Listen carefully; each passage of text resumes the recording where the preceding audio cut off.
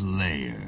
Hello, this is Stampy Longnose, and welcome to a Halo Reach gameplay commentary. I'm playing a game of Arena Slayer on the map Zealot, and I'm here playing with a couple of my friends, Crimson Azoth and Rosie833, and we're communicating throughout this entire game. We stick together and we team shoot the other team, and because of that, we basically dominate them, and I think I end up getting over 25 kills or something ridiculous, so hopefully you'll enjoy this kind of fast and frantic gameplay, although I'm not going to be talking about it in the commentary. Instead, what I'm going to be talking about are things that I believe are better in Halo Reach compared to Halo 3, and before you get angry and comment down below, make yourself look stupid, I'm not saying that Halo Reach is a better game than Halo 3. Halo 3 is actually my favourite Halo game, and it's the one that I've played most online and stuff, but I think that because of the things that they changed with Halo Reach and some of the things that I believe made the game slightly worse, I think a lot of people overlook the things that actually made the game better and the things that were improved to the Halo franchise. So in this commentary, I'm going to celebrate 5 things which I believe are better in Halo Reach compared to Halo 3 and just other past Halo games. And the first thing I want to talk about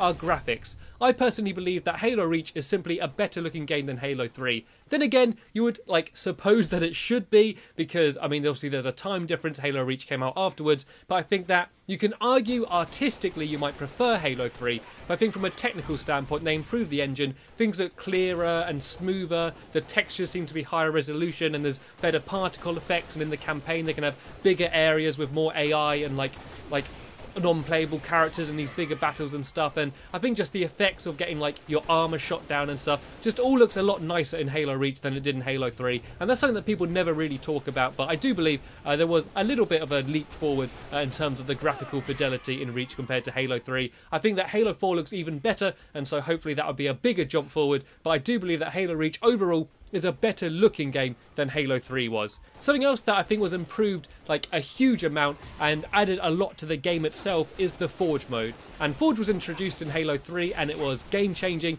People could now make their own maps and post them online, and people could do zombie maps and all this sort of crazy stuff, and Jenga maps and all these weird stuff, and I think that Halo Reach just sort of doubled that. The changes that they made, even though they might have seemed small, the ability to nudge items and sort of turn them on their axis and phase objects through each other easily without having to restart the game, meant that anyone could make a map. Whereas in Halo 3, you had to put loads of time into the system and it was kind of awkward and clunky, and to make a perfectly symmetrical map would take a huge amount of time. In Halo Reach, anyone could do that, and I think the quality of maps are better in Halo Reach that people made because it's easier and more people were able to make them. I know you can argue that all the maps look the same in Reach because they're all grey and blue because they're built in Forge, but I think that's definitely better than being able to only play the original maps, which would just get so boring and repetitive. So I think the second thing I want to talk about is Forge mode is just an amazing addition to Halo Reach and better than it was in Halo 3. Another addition is Firefight, and that's an easy one because it simply wasn't in Halo 3. It was in ODST and it was very good in ODST, but I think the addition of Firefight is kind of a crucial thing, and I'm kind of annoyed that they're taking it out for Halo 4.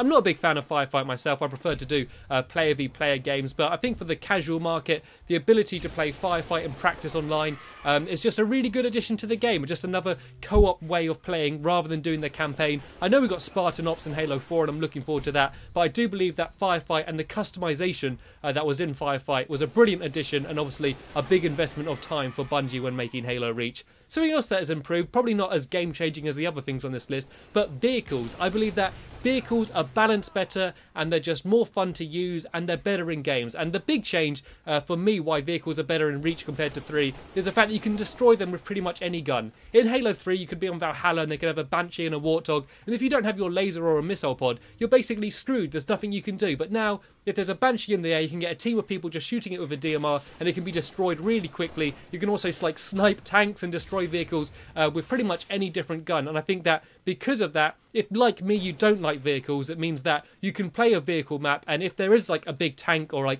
Warthog coming at you, you don't feel screwed. You feel like there is something you can do to fight against it, and I think because of that, all of the vehicles maps and things like invasions are better in Reach than they were in Halo 3.